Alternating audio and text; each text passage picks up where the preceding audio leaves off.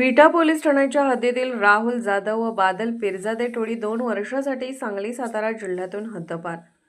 विटा पोलीस ठाण्याच्या हद्दीमध्ये राहुल चंद्रकांत जाधव राहणार साळशिंगे रोड विटा, सागर भानुदास सोते राहणार लेंगरे रोड विटा, अभिषेक चंद्रकांत आदाटे राहणार एसटी स्टँड मागे विटा, सुनील अनिल पवार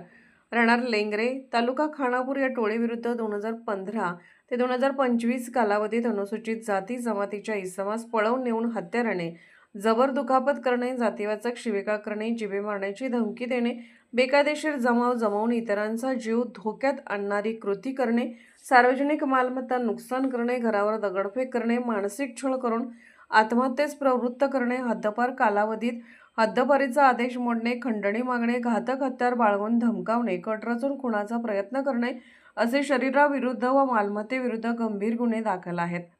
तसेच टोळी प्रमुख बादल अब्दुल पिरजादे राहणार बर्वेमळा विटा, प्रीतम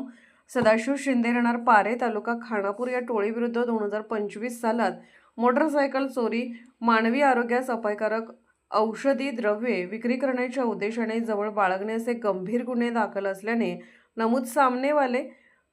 हे कायदा न जुमानणारे आहेत। त्यामुळे या टोळीविरुद्ध महाराष्ट्र पोलीस कायदा कलम 55 अन्वये प्रभारी अधिकारी विटा पोलीस ठाणे यांनी पोलीस अधीक्षक सांगली यांना प्रस्ताव सादर केला होता। याबाबत विटा पोलीस ठाण्याच्या प्रभारी अधिकाऱ्यांनी जिल्हा परिषद पंचायत समितीच्या निवडणुकांच्या पार्श्वभूमीवर